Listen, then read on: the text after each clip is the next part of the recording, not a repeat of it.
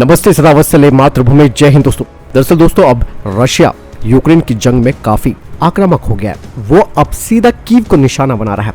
ऐसे में यूक्रेन की समझ में ये बात नहीं आ रही है कि रशियन मिसाइलों को कैसे रोका जाए। आपको मैं बताना चाहूंगा कि करीबन 100 मिसाइलों के हमले के बाद कीव के पावर स्टेशन बंद हो चुके हैं और शहर में अंधेरा है। जो खबरें यूक्रेन से आ रही हैं, ऐसे में ये बात भी कही जा रही है कि इन हमलों का जवाब देने के लिए यूक्रेन भारत की तरफ देख रहा है। कुछ रिपोर्ट सामने आई है जिसमें कहा जा रहा है कि यूक्रेन की जो मिलिट्री है वो रूस की तरफ से हो रहे मिसाइल को रोकने के लिए भारत के द्वारा बनाए गए एयर डिफेंस सिस्टम को शामिल करना चाहती है। और ये बात ऐसे समय पर सामने आ रही है जब रूस के राष्ट्रपति व्लादिमीर पुतिन ने जंग में भारत की स्थिति का सम्मान किया है।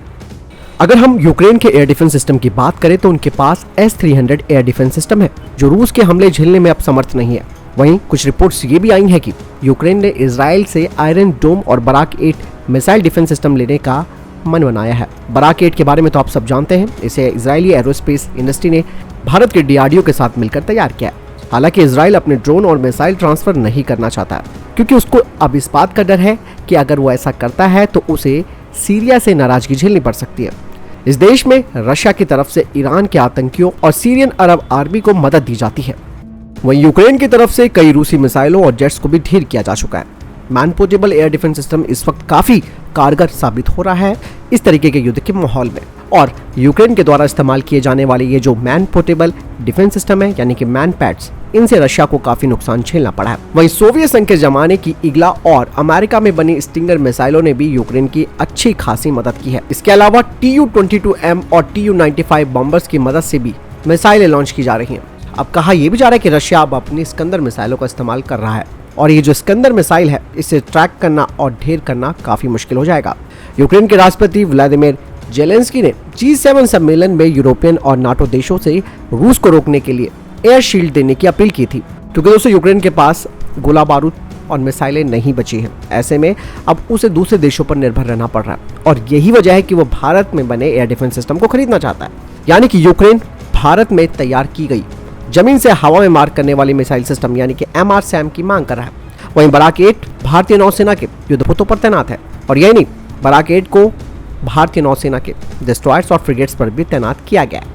ऐसे में ये बात साफ है कि भले ही यूक्रेन जहां एक तरफ मंगता देश बना हुआ है, अमेरिका, ब्रिटेन और कई यूरोपीय देश इस वक्त मदद भी कर रहे हैं यूक्रेन की, लेकिन रशिया के मिसाइल हमलों से बच पाना यूक्रेन के लिए टेढ़ी खीर बनता जा रहा है। और ऐसे में अगर यूक्रेन भारत से MRSAM की मांग कर रहा है तो मैं आपको बताना चाहूंगा कि भारत किसी भी हद तक यूक्रेन की इस बात को नहीं मानने वाला है।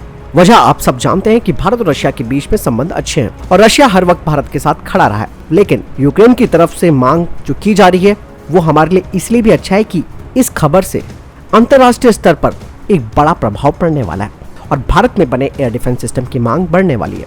क्योंकि दोस्तों, दुनिया का ध्यान रशिया यूक्रेन की लड़ाई पर है।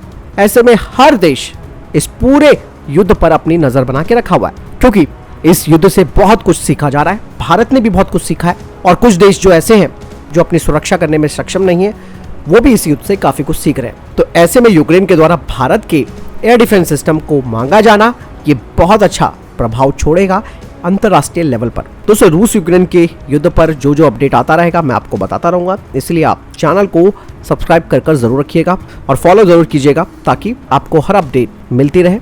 मिलता हूं नई जानकारी के साथ। जय हिंद, वंदे मातरम।